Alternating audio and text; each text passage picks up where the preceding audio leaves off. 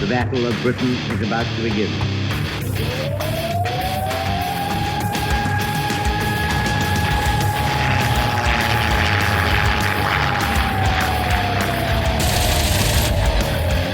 Be Christ, we got tanks up there.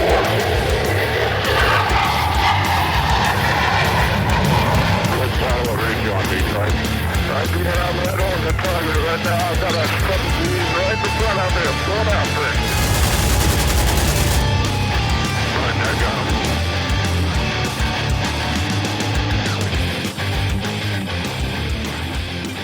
Welcome back to the Lead Pursuit podcast. We've been doing a lot of different things over the last few weeks. We've been talking about solo games that you sad pandas can play when you're sitting in your basement by yourself. We've been talking about other game systems. We've even been talking about Cold War ACM on our Facebook page. So we've been talking about a lot of different things. But across them all, we've seen a trend. And the trend is wargamers don't necessarily want new players. So I'm even going to use a quote from an anonymous grognard who said in one group when people were batting around, how do we attract new people to the hobby? He said, and I say he because it was a he, and I emphasize over 60 years old and probably sitting in his own basement. I just want to play games with a select few friends I invite over to my house. Well, congratulations. As they all die off, you'll have fewer and fewer friends to play with. So invite new players to the game. Anyway, all of that morbidity aside, I think something we want to talk about is how do we bring new players in? How do we set aside some of our own personal biases or mandates or things like that to involve kids? Because I think a lot of us started playing a variety of different games as kids, and there were people that either helped us play games or people that said, go away, kid, you're bothering me. Come back when you can actually read the rules. So let's talk about a little bit of everyone's background. Board games. Let's just be super generic and talk about board games like Monopoly, Life, Risk, things like that. Brett, when did you start playing those kind of games? I can remember in elementary school, maybe as early as first or second grade, if we had some free time, if we finished all our lessons, there was a collection of board games and stuff in the back of the classroom. And I can remember playing the Game of Life and Operation and whatever other box games they had back there. I remember a Game of Life, though, the little spinner, I think. You know, it's funny. I know I played that game, but I don't remember it. It's like the first thing I remember is Monopoly and other derivatives of Monopoly and how miserable I was because I sucked at all of them. Right. I'm sure I played Monopoly. I think my grandparents had a Monopoly set, and we played, as a family in the summers and stuff when I'd visit my grandparents. But not a whole lot of board gaming. Well, Steve, when were you? How old were you when you first flipped your Monopoly board and said, "I quit. This is the worst game ever"? You laugh, but I'll tell you what. There were some massive, massive fights over Candyland in my house with my sister. Man, that's awesome. Lying about colors and it was ugly. But the Game of Life, I will say, I just played that one maybe a week or two ago with my own family. Remarkably accurate simulation of actual life. If you get the wrong career and you've gone down the college path, you have so much debt, and no matter what you land on, you cannot get out of it. It's insane how accurate it is. It's not going to get any better for you. Yeah, I literally must have either blacked it out for a horrible memory or I must have been cheated in my childhood. I can't remember playing Life. But that's fine because I grew up on Monopoly and hiding banknotes under the edge of the board and cheating horribly that way. I think I was 6 or 7, I guess, when I really can remember playing board games and it not just being like sitting around watching family do stuff. I know I played Risk. I'm trying to remember what some of the other derivative games were because they were kind of like Monopoly, but they were, standard 1970s, 1980s knockoffs back before copyright infringement was a thing. But yeah, I think for me that was a huge intro because I was socially comfortable to sit around with adults and play a competitive game. And I will come back to this talking about how children socialize today and how there may be some barriers there. in that for me at an early age, I was used to losing to adults or used to having to not gloat when you're the 7-year-old and you beat everyone else at Monopoly. But there was a little bit of socialization there that I think carried me well into wargaming and into role-playing games, but that we can't assume everybody has. We can't assume that everybody's grown up playing Monopoly around the dinner table with their parents and their grandparents. So to kind of take a step from that for you other guys, when did you start playing war games or things that were more serious than Monopoly?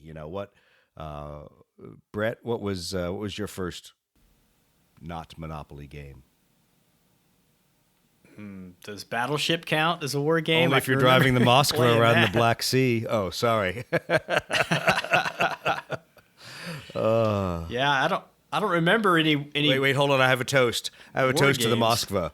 Sucking down 2 Neptunes like Jenna Jameson. Sorry. Anyway, no porn references aside. Go ahead. We'll be serious here. Yeah, that's the only one. That's the only game I could even think of as a potential war game. I never played Risk or Stratego. Well, I played or Stratego like any once. of those. I couldn't understand it. I'm like, I don't get this game. This is weird. I don't think I played. I probably didn't play Risk until I was like 50 years old. It was actually pretty fun. I got my butt deprived of a kicked. childhood. Did you?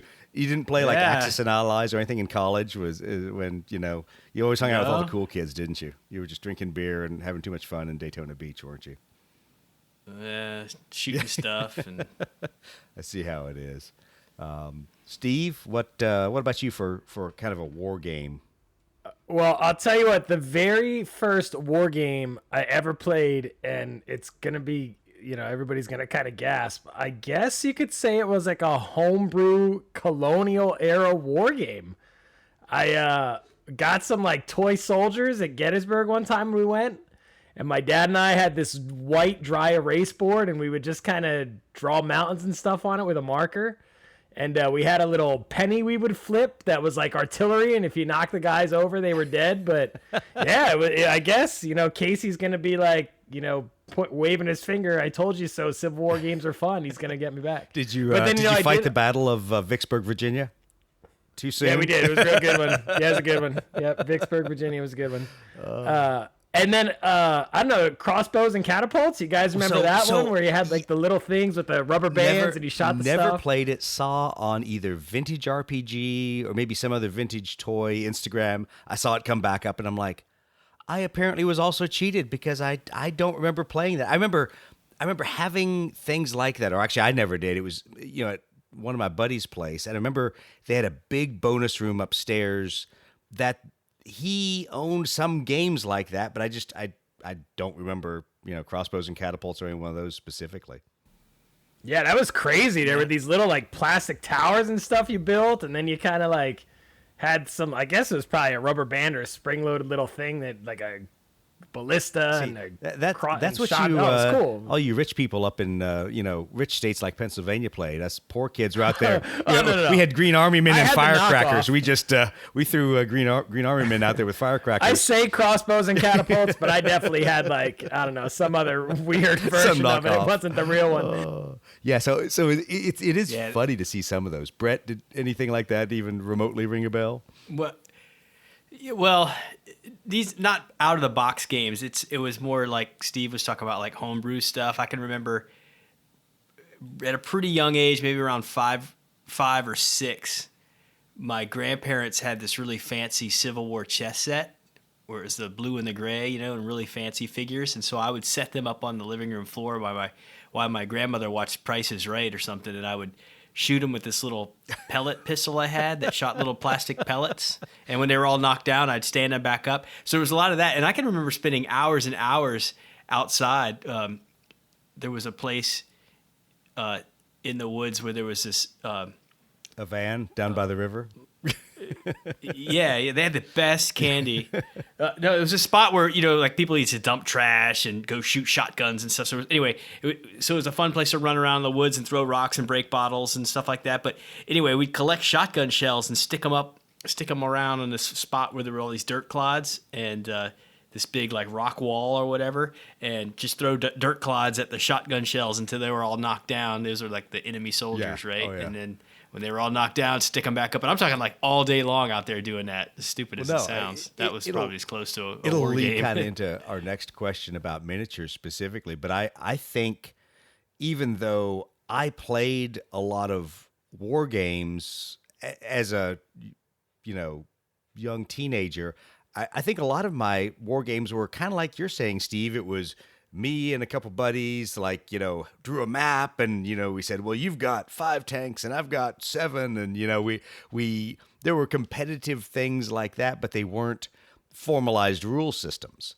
And that's something that I didn't really remember and didn't really concentrate on until this weekend, when I realized that sometimes kids want really malleable rules. They don't necessarily want things that are set in stone in a hard rule book, because that's how we all played when we were kids. We made up the rules as we went along. We thought of cool things to add. That green shotgun shell, that's the general. Got to kill that guy. But for me, war games were an aftermath. I started playing role-playing games first, and so I started playing Dungeons and Dragons in my parents' book and game store. I was probably 8 years old, maybe 7 when I played my first game, but I think I was probably 8, looking at least the magazines and books that I have from that era. And so role-playing games got me in, and it got me into kind of the social piece of it. And I always tell the story that it's a little funny to me. My first role-playing game experience, which was terrible as a kid. I mean, I generate this character, I pour all this effort into this human fighter that's going to go kill all these people, and he dies like in the first room charging a giant or something. So I learned pretty quickly. I'm like, I guess I can't get too attached to any of these little plastic characters out there. But from there, then I got into war games. Now, obviously, I had an unfair advantage. Parents ran a book and game store, so there were store copies of the Avalon Hill games out there. I had a chance to learn them. People were playing them in store. So there were people I could walk up to and go, oh, that's kind of a cool game. What's it about? Go away, kid. You're bothering me. Leave me alone. No, they were never that way, which was good. But it got me into some of the intro-level war games, like Tactics 2, like War at Sea, Victory in the Pacific, what other ones? Africa Corps, some of those, quote, old-timey classics that grognards will refer to. But it got me into the competitive, the social, and the rules mechanics kind of aspects of the game. But I want to follow that on with the world we kind of live in today, miniature wargaming. When did you guys start playing miniature-based war games? When did you go from, just pushing figures around on a Risk board or something else to actually being about the figures and about painting the figures and not just having a gray army that was running around? Brett? Well, I started painting figures probably right around age 10, but I wasn't playing a game. I was just, in the toy stores and the hobby shops. I liked building plastic models. And I can recall that near the checkout counter, there would be usually a glass case that had the pewter figures or the white metal figures of D&D fantasy stuff or whatever. And I always thought those models were super cool, and they weren't super expensive. So frequently I would get one, right? If we were ever out at the mall or out and about and I had a few bucks in my pocket, I was pretty sure to come home with one of those. That's still one of my favorite nostalgic memories is from, and I wish I could remember which mall it was in Nashville, but just the walking into the hobby store. And it was one of those, 70s, 80s hobby stores that had everything from World War II models to D&D stuff. And there's just that glassed-in case of painted D&D figures. Yep. And, of course, mine never looked that good. But you're just like, I just want to buy that one fighter. I want to buy that wizard, Yeah. Yeah, I don't have a great recollection of all the models except for one. It was a Jabberwocky.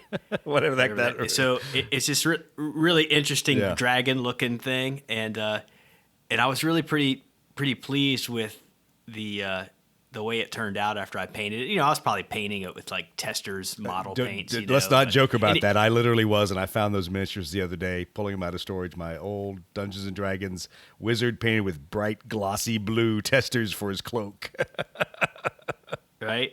But so that's kind of like, that's as close as I got to miniature games as a kid.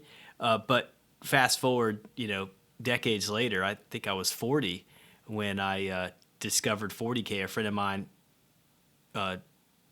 met me at the local Games Workshop store and introduced me to the whole world of that after I'd read a few books. Like, I didn't know it was based on a game.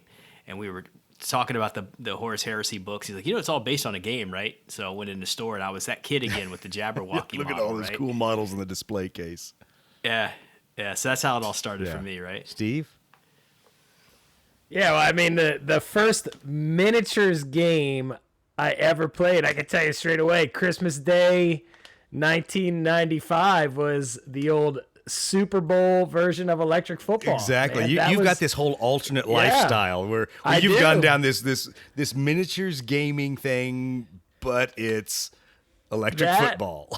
No, that was truthfully that was the first time that I was kind of like it was like, it wasn't just a toy. There was actually like a hobby aspect to it as well, right? Like the painting and the customizing. And so that was like the first real miniatures game that I ever played, where it was more than just like a game piece. And there was that hobby aspect to it as well. See, you hit it at the hobby age or phase.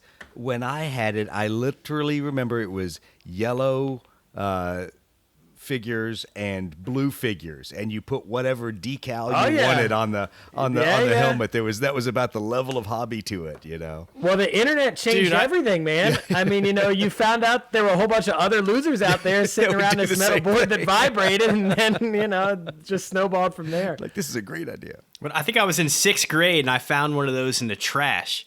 And in the neighborhood, right? Just at the end of somebody's driveway, and I brought it home and goofed around with it for a couple of days, and I couldn't really get it to do it. It was the novelty quickly wore off, right? Because the things just kind of buzzed around randomly. But I was always one that I always disassembled all my toys and stuff. And anyway, I probably a couple days after having a thing, I started taking it apart and plugged it in. It caught on fire. I did Why something does this not to the wiring surprise and me? Set the thing on fire.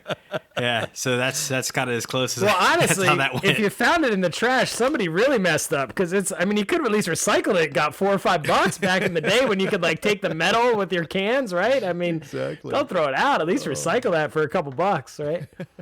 Yeah, but that was my first war game. I guess would have been. Man, I always thought kind of the same deal. I'd go to the hobby shop and there'd be the guys, playing 40K, and I was kind of just walked around and thought the stuff looked cool, and picked up a couple figures just because they were cool to paint, but never really played it, and then eventually got into X-Wing and the aerial games. Yeah, that's my experience was kind of weird because the shop that was closest to my grandparents in Huntsville was purely a model shop. There was nothing role-playing game, nothing fantasy. They were hardcore historical models there, and trains. Those were the two things you had there. So when I would go visit my grandparents, it was kind of like a desert of gaming. There was nothing game-related in any of the modeling or the miniatures. Yet when I went back home, and obviously we had the store, or we'd go to Nashville, or probably the worst thing for a kid who wants to be a kid in a candy store, when my parents would take me to the game distributors in Knoxville, and you walk into the warehouse, you're like, oh my God, there's all these games.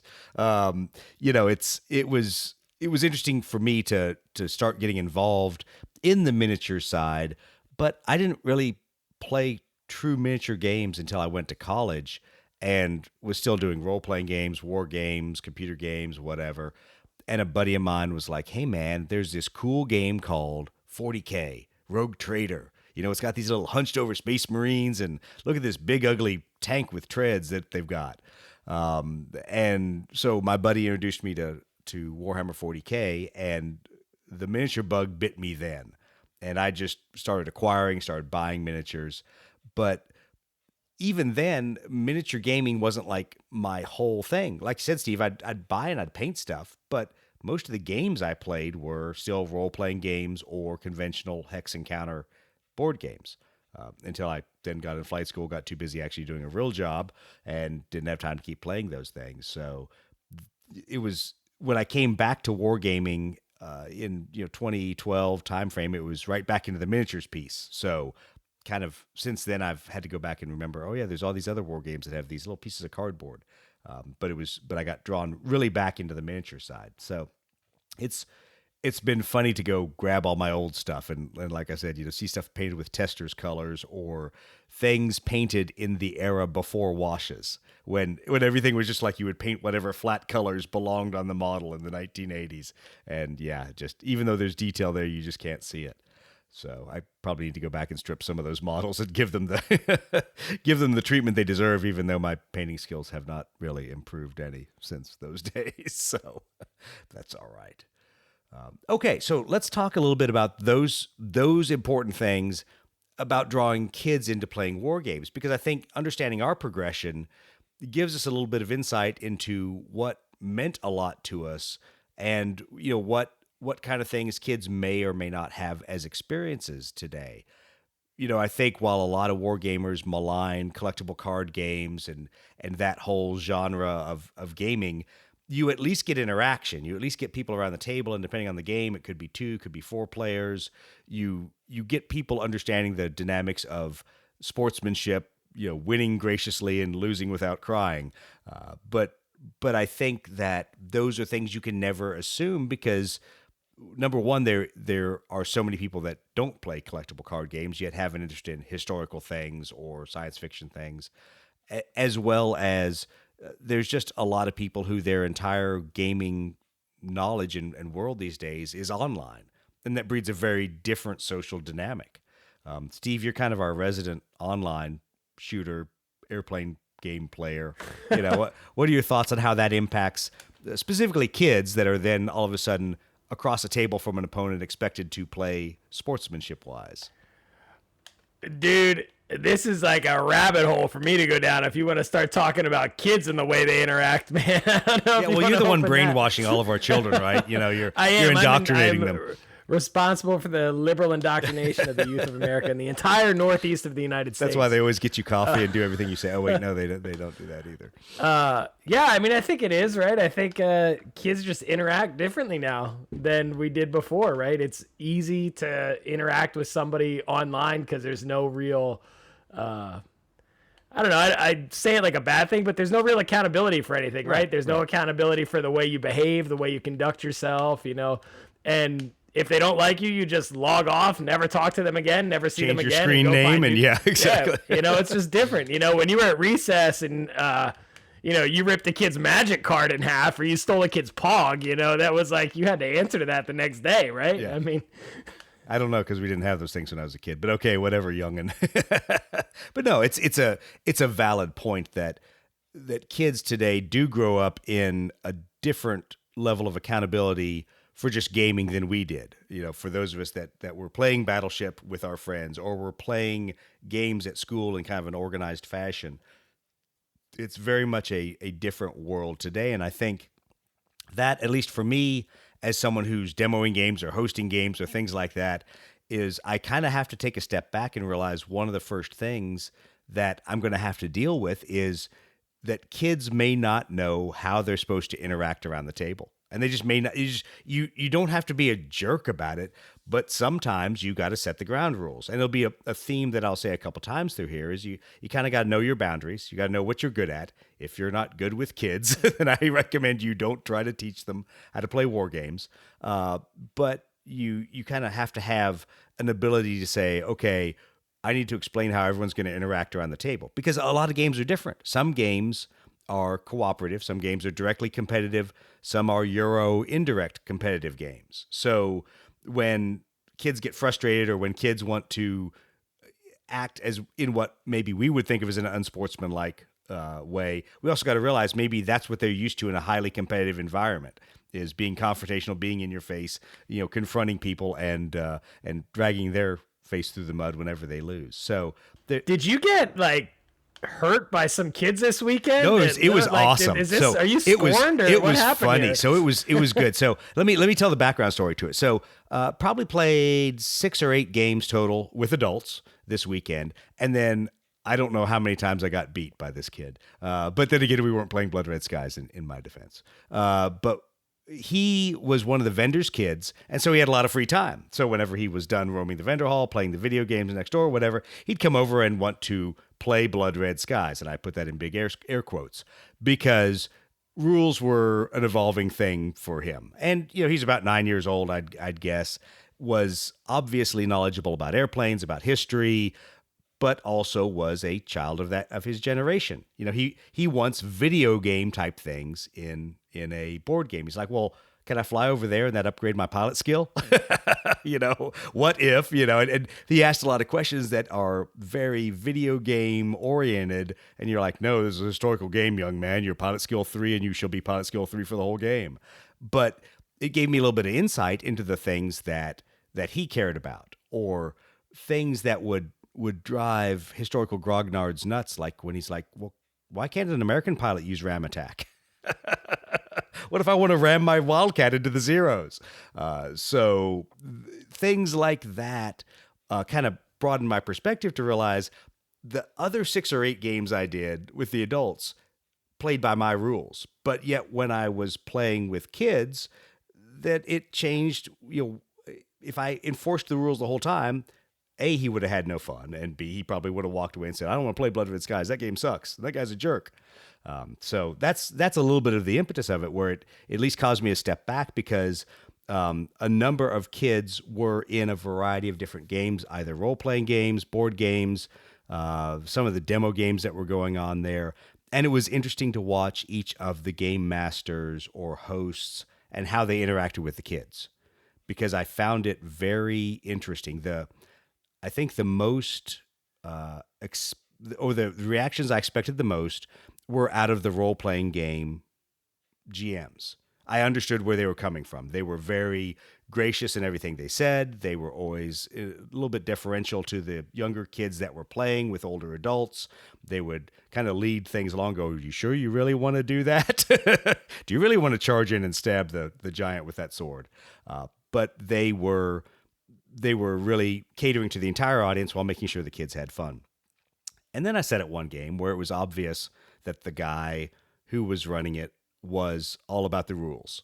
And he did a great job teaching the adults that were playing the game, but all the kids that were playing the game lost interest because he was so about the rules of his game as he's written it. Instead of, as we'll talk about, some techniques for getting the kids involved and the kids enjoying the game, but maybe the kids not having to grasp 4 pages of rules and precise interactions that, let me be honest, even those of us that are over the age of 30 at some points were scratching our heads. Where do I put the chit? I don't know. I just want to put this chit on my character somewhere. But so let's move directly into talking about that, into play versus rules. Because I think a lot of us have forgotten that when we're kids, we played and we didn't necessarily care about rules. Maybe we made up rules. Maybe we said, hey, well, if my little army men make it to your side of the creek over there, then that's going to give me a tank, and maybe we had some of that. But I think there's a point when you're teaching kids to play games and teaching kids to enjoy games, you've got to see what they want to get in the play value out of it. Brett, I know you've probably seen this with Gavin a couple times, that it's one thing to have really cool miniatures, and it's another thing for him to go, oh, I really want to play, Game of Thrones miniatures game. Those are 2 different things. Yeah.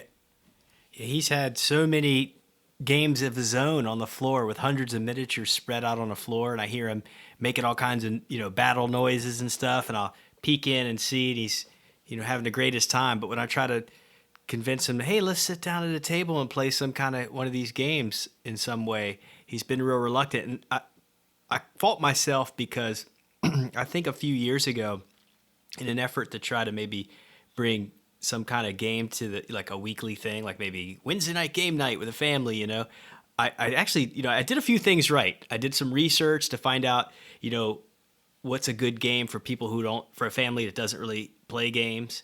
And I found a game that got really good reviews and had really cool miniatures, and it was like this cooperative game, so everybody could do something. And I got the box, I painted up the miniatures as best I could so they looked super cool. And everybody was enthusiastic of play, but the big mistake I made, and it kind of ruined everything really, was that I didn't really know how to play the game, so I was playing it with them, right? Like we all opened the box you're together. All reading the rules together. Yeah, but we spent so much time reading the rules and stuff that everybody lost interest. And, I was trying hard to follow the rules because I thought if I didn't follow the rules, we wouldn't know how the game worked and we wouldn't have fun. It really just made it where it was cumbersome and boring. And we have never, ever broken that game out again. Now, if I You're had scarred just as a taken the father now, time- aren't you? You're like, I have failed my man. child. Yeah, I think there's a lot of reluctance, from Sean and from Gavin to like, hey, I got this great game. Why don't we play it? I did get a game in with Gavin that we just kind of made up with some 40K figures. And he and I had a lot of fun doing it. But it's a lot like you're talking about. We just kind of like made up some really rudimentary rules. And it was going to be fun. And, we weren't going to have to think too hard. And Gavin like actually made some little strategies and stuff. It kind of surprised me or whatever. But that worked really well. If you are going to bust out a game like I tried to do, please, if you've not done it before, watch some videos on how the game plays, read the rules way before anybody sits down at the table so that at least if you're going to like kind of help proctor the game or whatever, that you can make it fun and you don't have to keep referring to the rules and stuff, and you be prepared to like just adjust and, make sure it's, make sure the Wookiee wins kind of thing, I guess. Yeah, if that was my theme, then the Wookiee beat the shit out of me all weekend. But, to that point, for all the Blood Red Skies players out there, one of the first things that went out the window was the boom chit breaking the squadron mechanic. It was like, there's no point. I want to see, just let him accumulate boom chits and let, him keep having fun. We're not going to end the game when there's one more boom chits than airplanes I have on the table. Let's just keep playing until Doug's eyes finally glaze over and I go, okay, I got to go eat dinner. But to that point is it kept him interested and it allowed us to talk about some of the rules of the game. And as we went through the weekend and he kept showing back up, I'm like, damn it, I didn't scare him away last time. We started playing with more of the rules. So by the end, we were talking about advantage. We were talking about maneuvering. Sure, were we, turning 45 degrees every turn? No, not at all. Totally breaking some of those rules. But it was building up an introduction to get him through the game to where after a handful of these games, he was not just moving in a straight line and doing whatever he wanted to do. He was actually somewhat following the rules that resemble Blood Red Skies. So, Steve, your experiences trying to teach things now that Brett's, aired it all, his being a horrible dad, dirty laundry in front of us? Man, we've actually kind of progressed from like the kids style board games to some of the more, I don't know, there's board games out there that are, I would say, kind of like a cross between like a miniatures game and almost kind of like a board game on steroids, right? So like the board games that have a little bit of a strategy aspect to them. And generally, if it is on a board and it's on the constructs of like moving around spaces of a board, my family will just jump in and start playing, and they really like them. So they're going to start an Aeronautica squadron next week? No joke, that could potentially happen. As soon as you jump outside of that into like the abstract world of Blood Red Skies, we played a couple scenario zeros, but it's just a lot harder for them to kind of grasp. Right. But yeah, I mean, Blood Red Skies is great for it. I mean, my girls, Blaze is 8, Arrow 6. They'll play scenario zero and chase a plane around the board and to get the basics of moving and stuff. I think the biggest thing, like you guys were saying, this is a different mindset, right? If you're playing with kids, you have to have a different mindset than if you're actually going to play, in a tournament game. Yeah, that's the most important You're going to thing. laugh. My expectation was have a kid sit still for more than 5 minutes and not look at their phone. So, and yeah, that was a victory. And I think, like you said, letting them get to their level of interest, because I even look around at a lot of the games that I have that I played as a kid versus played later in life and then even play today. I know there's some I've never taken past the introductory scenarios because that's all that I really could grasp at the time when I was, 10 years old or whatever. And then there's games like Squad Leader that I bought early or got a store copy. I don't know. I just remember I had it for years, didn't understand it. Somewhere in the teenage years, the rules kind of clicked. But even then, I didn't really play a lot of the complex scenarios. And now I go back and look at it at my age and go like, oh, these scenarios are straightforward. This is easy. Why didn't I play some of these? Why did I think this was so difficult? But that's, decades of gaming experience later. So I think there's something to be said for tailoring the game, simplifying it, concentrating on having fun and realizing that who cares if you're playing Blood Red Skies? Who cares if you're playing Flames of War? If you are hanging out with other like-minded people that want to have fun, introducing new people to the hobby, getting people to talk about painting airplanes, and that was even one of the realizations that a couple of the younger players that came over, they're like, oh, wait, this isn't like X-Wing? You mean you can paint your own stuff however you want? And so there's an interesting, undercurrent there that a lot of the gamers, a lot of the younger gamers that I got a chance to play with there have said that shows it's kind of different than what they're used to. Well, let's talk a little bit about how you get them into a complex game, and not necessarily Blood Red Skies, because I think the three of us agree you can simplify BRS. You can take pieces out of it. You can concentrate on just moving, shooting without advantage, which is what we did, and that's why I totally got gunned, or mixing F-86s and F Wildcats in the same squadron. All those rules that will cause Andy to lose his mind that we did. But how do you get younger kids to play more complex games, or to at least be interested in learning about them? I use the example of partnering up because that's how I played a lot of games as a kid. The grognards didn't necessarily let me play totally on my own.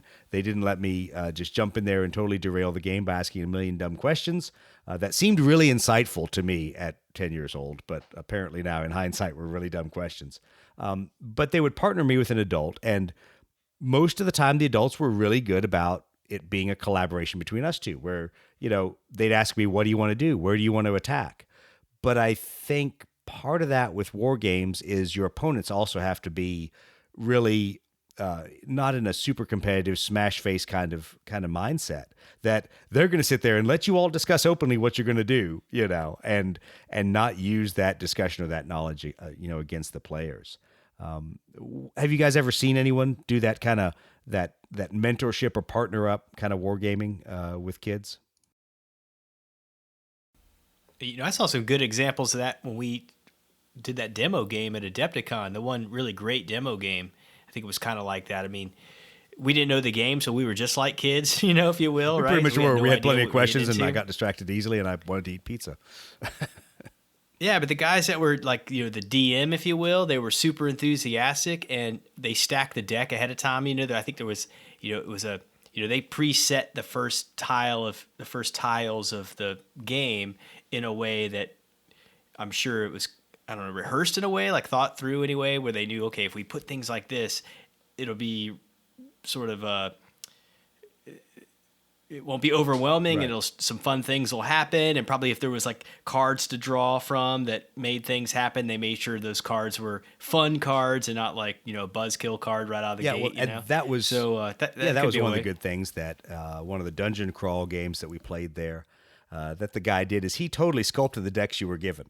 And so he made sure that you at least had an equitable start between everyone. You were a couple buildings in for building your village, a couple heroes in for putting together a team, all those kind of things.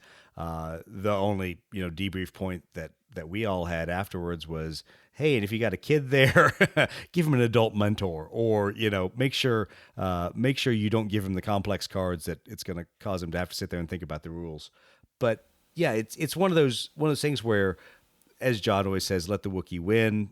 But it's about getting someone to experience the game. Not necessarily that you have to throw the game just because you're the organizer, but if you go in there and smash them in the face, it is generally not a learning experience for them. Now, even if the game isn't a cooperative dungeon crawl game, like I was describing, you could kind of make it a cooperative game, even if you have opponents on the other side of the table, where it's like a team thing, like you were saying, like partnering up. So, you're making the decisions together and bouncing things off each other. That's a good idea. And we did that even amongst adult players with Blood Red Skies, where there was a point where I said, I'll just fly one side, you guys all fly the other.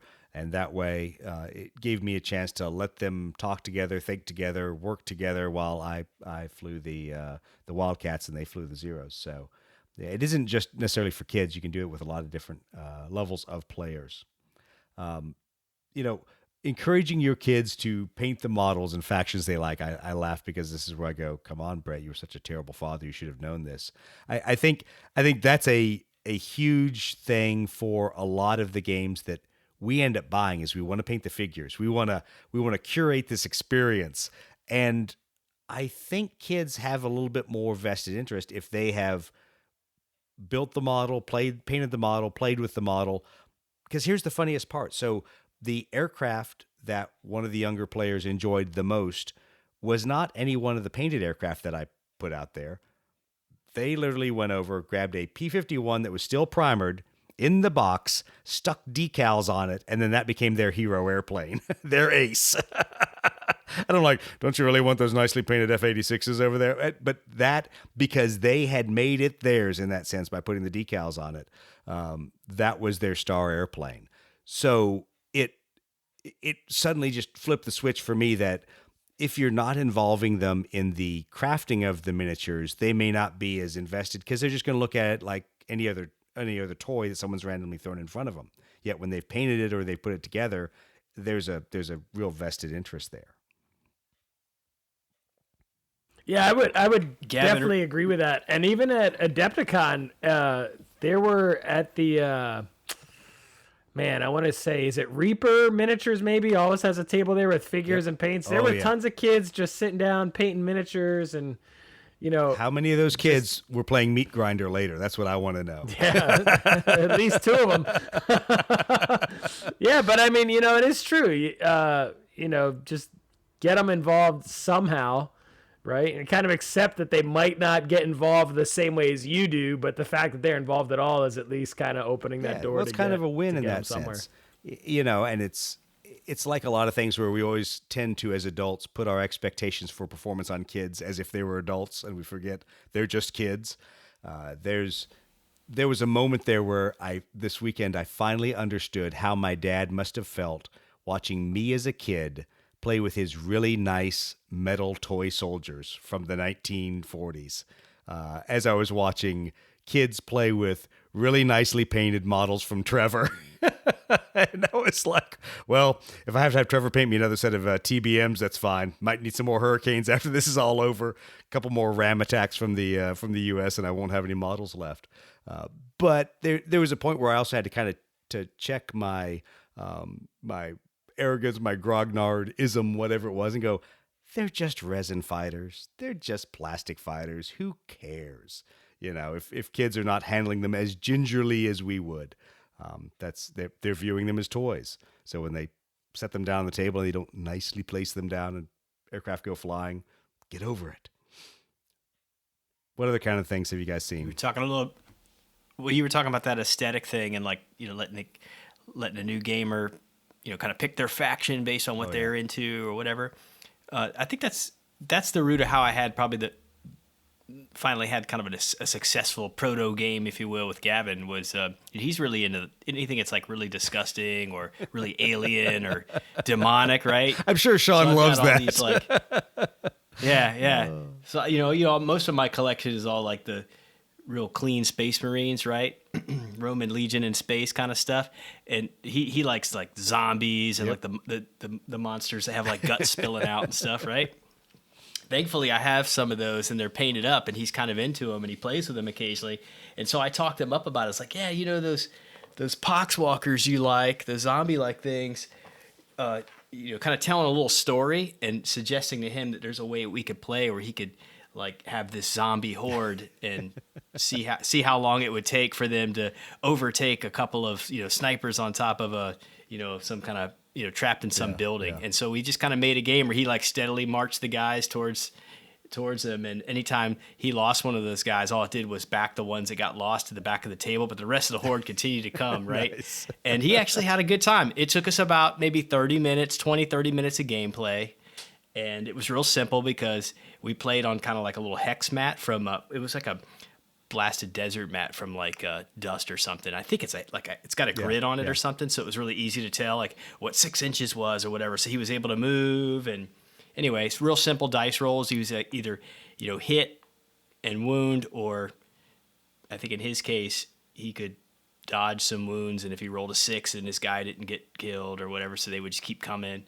And anyway, he had a blast. It was only like a 20 or 30 minute game tops, but we both had a good time. And I was, you know, I'm surprised we haven't done more of those, but it was our first successful game, and a total 180 from the complete failure I had with like what I thought was a well thought out, approach to getting a family game in. Not so much. Steve? Yeah, I would agree with all of the above, that it is funny that they just, what you think is the coolest thing, they're gonna go, totally kid brain and go the opposite way. And zombies and disgusting stuff are always cool to kids, and death and destruction. It was, exactly. You just gotta go for it. Kept trying to figure out how we could have the kamikaze TBM bombers that would crash into all of my Japanese carriers. And hey, man, gathering of eagles. Yeah, exactly. Death race, blood red skies. It's coming. We were talking about it at Happy Hour Friday. It's going to be a winner. Oh, nice. We got to plot that out and figure out how we're going to do that. Because I agree. I think we need to have a game that is less BRS, more fun, and a lot of alcohol involved. And I think that's what we should do for Friday evening prior to. I'm gonna have to. I think I need to have some Ferrari red DO335s for that. Yes, you do, because in fact, perfect. Those are the kind of airplanes that a historical grognard would just like burst into flame seeing. So, oh man, now you're really making me like it. I think I'm gonna make like a twin boom Corsair, like the like the twin Mustang, twin Corsair. Twin See Corsair. if we can cobble one of those guys together for it. That could be great. I have plenty of misprints of your Corsair designs. Maybe I should do that. Well, so let's talk a little bit about I'll call it the 700-pound gorilla, because the comment that grognards always make is, well, kids these days, they just don't have any attention span. They're always on their phones. They're playing them video games. But the fact is, none of us had a great attention span as a kid. I know I certainly didn't. Yes, there's a lot more demands on kids' time. Yes, they're a lot more connected, a lot more device-oriented.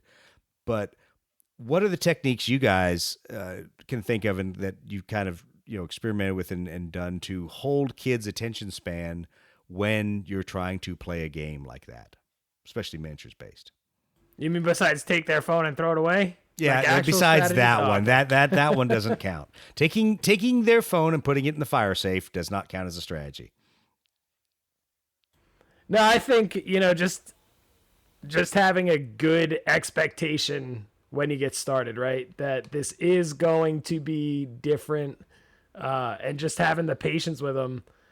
If you make it fun, kids will want to do it, right? Yeah, if you make it like a chore and you bog them down with the rules, and like you said, we've all been there as adults where we're like, man, there's a lot of rules in this game and it's just not fun. And I'll fess up and be guilty. There were a couple times that I fell back looking at some of those hex-based games where I was like scrolling on my phone doing that too. So, it's not just kids aren't the only ones guilty of that. If you make it fun, I don't think you'll have an issue, right? But that the fun first has to be the priority. One of the great quotes from one of the kids when playing the dungeon crawl game and they were handed 4 pages of rules was they were like, do I have to read all of this?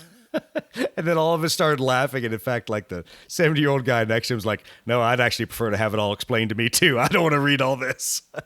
So understanding that everyone's going to have different attention spans, and there's a lot of times, especially for demo games, and I've seen it happen poorly. I'll talk about an example of people doing it well. Is Mark for Aerodrome, as he introduces things incrementally. Man, when people try to teach you the whole game straight out of the rule book at the beginning, my eyes glaze over. I don't have that kind of attention span. Most of the times I'm drawn into a game because the miniatures look cool, or the storyline is something interesting, or maybe just the game design. I look down, I'm like, ooh, that's kind of a cool layout. What's that? And I find some people just, they want to, I don't know whether it's grognard splaining or what. They want to grognard splain their game. And you're like, man, just let me play. I don't care if I screw up. I just want to play. So yeah, there's definitely an element to that. Brett, what were some of your techniques? I know you had a couple things about miniatures and things like that we kind of hinted on. Yeah, well, I'm glad you mentioned Mark, because he's a great example. Because just like any other, we were new players, right, when we played Aerodrome, and he made it fun because he was prepared to be a cheerleader the whole time. And of course, he knew the game really well, so he wasn't like referring to a rule book or something like that. So that's probably the first thing. It's just like, make sure you know the game so you can roll it out good for your. Or just make it up like I do. Stuff. No, man, that's like a 2 dice roll. You got to get a 5 on those, I think. Yeah.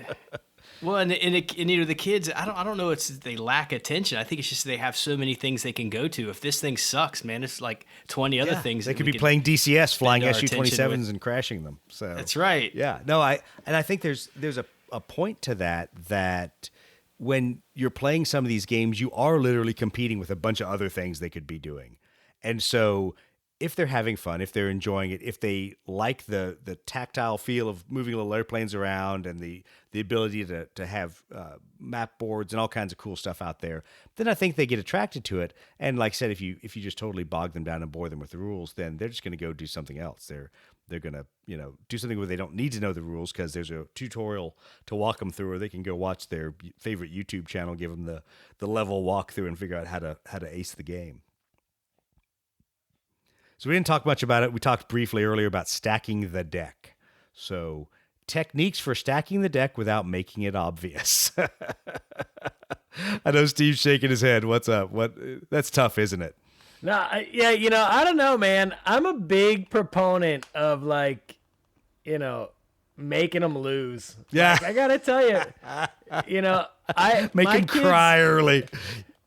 I feel like I have tons of pictures of family game night in a Toth house of kids crying you could use for the cover shots of this episode. That's what I mean. Is it really family game night if a kid doesn't leave crying? You and my dungeon master must have been paired up well. Make the kid cry early. Killed my fighter. Oh man. Well, I think for me there's a crossover point somewhere, and I don't know how many turns it is. I don't know if it's a time thing or what it is with Blood Red Skies specifically. But we've all been in that game where it's nothing but a total luffberry as everyone's trying to fly around. Nobody can tail anyone. No one can shoot anyone. And you're like, I just have to end this game because I either have to eat dinner, go home, go get a beer, do something else.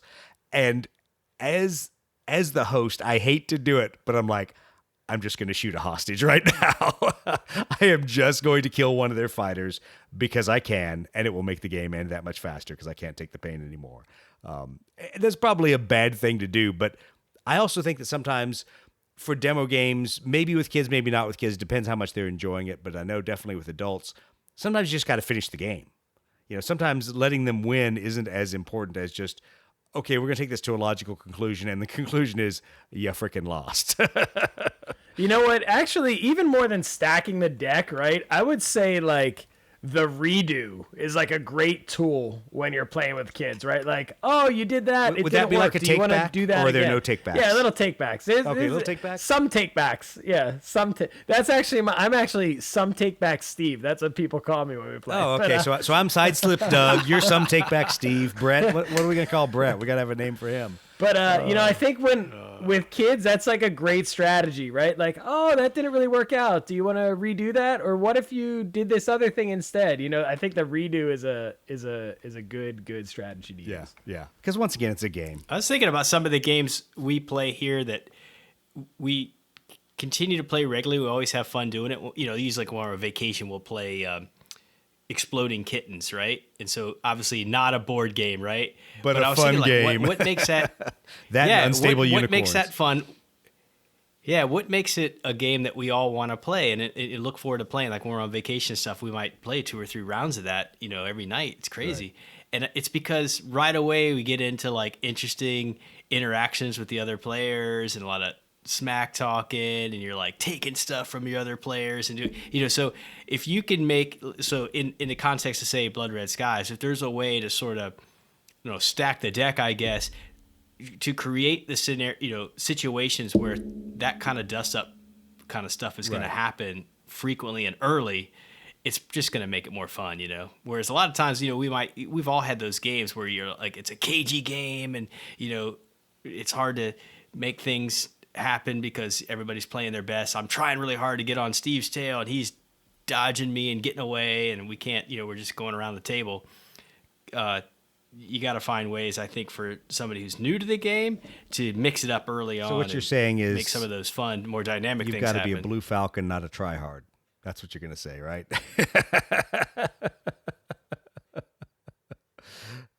Yeah. So I think there's an element to, and it goes back to the socialization, getting kids to understand the right level of smack talk, the right level of screwing your buddies over, because that was one of the funniest thing in the dungeon crawl game that I watched people do, and people that were super Euro game competitive. It just didn't click in their brain that how they could, block the players behind them and things they could do that would set it up that they would get further advanced. But it was funny to sit at the table I was at, and kind of me and the older guy across the table both realized it at the same time. And we had that moment of grognard rule enforcing. We're like, oh, no. None of you are drawing cards out of turn because I want to be able to totally screw you over and take that card that you wanted. So I think there's some fun to that, because it's kind of like the white elephant gift. I have to share this because this is one of those funny moments about my realization about my super kind, super nice, super wonderful people family, that they're all good people and I'm a horrible, evil person who's going to go to hell and burn forever. But I realized that they couldn't grasp the concept of the white elephant gift, where you can steal gifts from other people and you have like a limit, obviously. I'm sure you guys have all done the white elephant gift, where like a limit on a gift can only be stolen from 2 other people, but it comes up through this whole gift giving rotation that is a hilarious interaction in who your friends are inside a family, but is also kind of just a great way to do something different than everyone opens their gift and, yay, I got another pair of socks from grandma. Awesome. So those kind of social skills I think are good. Okay, other things to think about gaming with kids, bringing new young players in, especially for dusty old historical types that don't necessarily think for kids, think for how to bring kids in the game. There's a lot of opportunity for some historic, like, you look at a typical table for like bolt action or, ACW. Really, there's a lot of the games we saw in the historical room at Adepticon, they look really good. And I think that's like an important component, because I think maybe a new player would really be drawn to something if it looks super cool, because it's really immersive. The table itself kind of tells a story right away. You're in the setting, you know what's kind of going on. Like, we were looking at tables that were clearly like Stalingrad or something, like some bombed out factory and it's snow everywhere. It's like, holy cow, that's cool. And then there's another table where it looks like it could be some French, I don't know, farmland or something, and I don't know, whatever. So it's a different variety of tables, and I think that alone is probably attractive to a new player. Do you think, Steve? Oh, definitely. And I think just more than anything is fun has to presuppose like anything else, right? So like just having fun needs to be more important than the rules or the game or the outcome or any of that stuff. I mean, even if you think it's the coolest content out there, right? Like, I love airplanes. I love World War II fighters. If Blood Red Skies, and you love My Little Pony. Yeah, I mean, I wouldn't play Blood Red Skies if it wasn't fun, just because I love airplanes, right? So I feel like you really need to remember that the fun factor has to be the most important thing. Yeah, that's definitely true. The other thing that I learned that I'm still not sure where I sit with understanding it or incorporating it into demo games is that trying to understand the difference between someone who has a great imagination and someone who is creative. And so a lot of times kids have a great imagination. It just never runs in the way you're thinking because they don't know the story. They don't know the history. They don't know those kind of things. So when they look at the table, they don't view it as, oh, this is the Battle of Midway. Okay, here's my Wildcats defending against Zeros, whatever. They tend to have this really creative view of it. Oh, look, my airplanes are trying to get to those 2 islands. And when I get to those islands, I'm going to super power up and I'm going to turn around and shoot you. And so they have this entire alternate fluff and lore that they can create in their mind in about 5 seconds. But it has zero to do with anything historical. That is what is in your mind about where the game should go. So that was one of those points where I'm like, maybe Blood Red Skies needs an alternate set of rules that plays more like all those 1980s aerial dogfighting games. I can't even remember any of the name of those. I just remember you'd play them and shoot up lots of Japanese super boss bombers and things like that. But yeah, so there's a level of creativity I think you have to play to, a level of imagination, and really get kids involved and interested. Do you think history ever makes a part of that? Do you think dragging kids in with a historical connection ever works, or do you think that's something that those educators that are corrupting America and brainwashing our children know that people who love history tend to kind of apply that theory to kids? Oh man, I don't know. I think the worst thing you could do is make it seem like school on a weekend. Right? Okay. I mean, I was about to say, do because that's that. how I feel about it. I don't know if anyone else feels that way. So I'm like, they don't want a history lesson. They don't. I mean, there are kids that are just going to be interested in that, right? They watch Band of Brothers and they thought it was cool, or they watched Rambo and they thought it was neat, and they are kind of into that. And you're always going to get those kids that are, I mean, I've had kids already that can name every single airplane ever. You know, you get kids like that, but by and large, as a rule, don't make it like school on a weekend. That's a bad move. Exactly. You know, we see that a lot just in our own interactions on Ready Room and stuff. You know, there's often, sideways glances about, oh no, that combination, that wouldn't be appropriate because that's not historically accurate or whatever. You know, whatever. Playing the damn game. I'm not reliving history. Yeah, I think you gotta suspend some of that stuff if you're gonna attract a new player, Yeah. probably, and just let folks, kind of find their own way. I mean, whatever. American aircraft doing tight turn? ram attack, Or right? ram attack. Yeah, or whatever, right? Yeah. I think I spent more time Fly your explaining why a robust F4F was not the airplane to ram attack with, even though in the rules it makes perfectly good sense. That's all right. All right. So any last things to leave the audience with for do not do, things not to do, other than, as Brett has said, don't be a Brett, don't be a terrible father. But any last red lines that will just drive kids screaming and running in the opposite direction as a grognard? I know Steve's thinking of a smart ass answer here. No, I think you have to accept that probably a large percentage of kids, no matter what you do, don't want to play a game with you, right? So you just have to be ready for that. I was still laughing about right? your comments when we were talking about this episode, and you're like, yeah, how about the kids that don't want to do anything with their parents and hate us all? Yeah, there's an element of that you're already, dragging them to the table sometimes, kicking and screaming, and at least make it enjoyable for the short time you got them there. I think, like you said at the beginning too, the flip side of that is none of us are getting any younger, and all of our friends are going to die. Yeah, so if you want exactly. anybody left to play with, you need to at least try to get your kids into these games. So maybe when they come visit you at the home, there's somebody left to play with. Can you pass me the applesauce and the Blue Falcon Hobbies paints? I need to paint these zeros. Brett, any red lines, any epic fails? No, I think I've learned more than I have to share. I think that's because I'm scarred. I'm scarred after this weekend. It'll take me months to recover. I just what Steve said has made me do a lot of reflecting now. I'm thinking, that's what it is. It's not my failure to set the thing up right. It's just my son doesn't want to hang out with me. That's really what it is. He doesn't want to.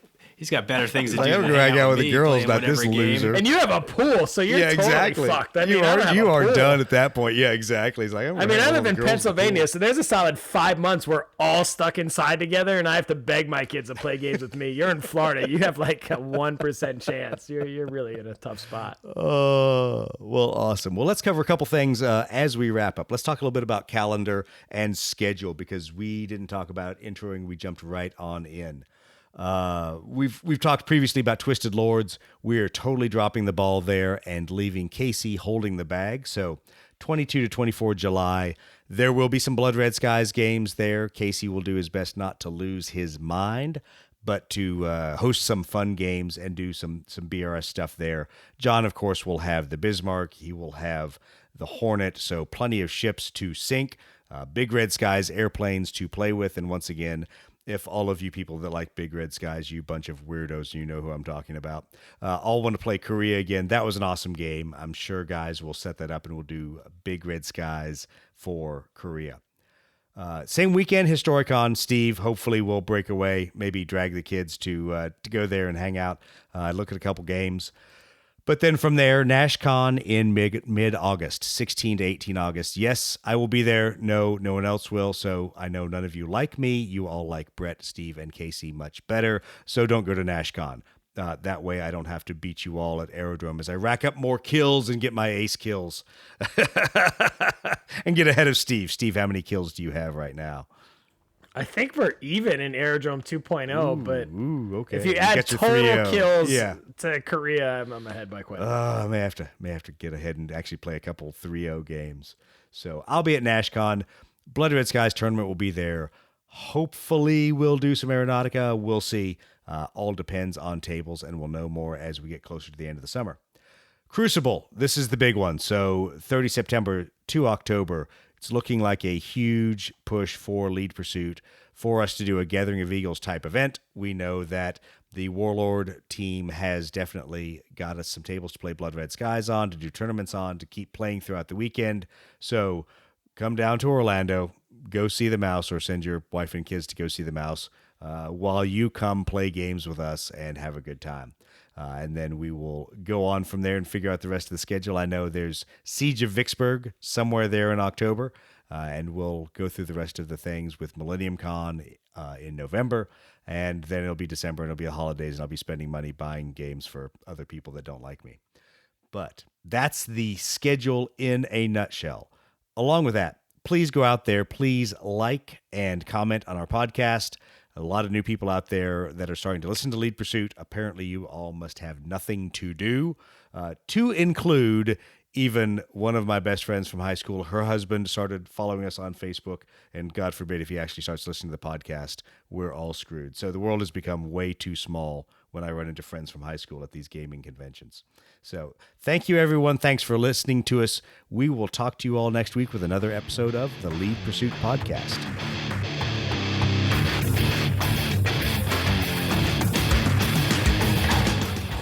So, if you're mad at us, Steve must be mad at us. Steve left. Steve rage quit because we talked about Cold War ECM. Dude, that's the second week in a row that, like, the second you started talking, it booted me out. Like, what the hell? Like, Steve just rage quits every time I start talking. All right.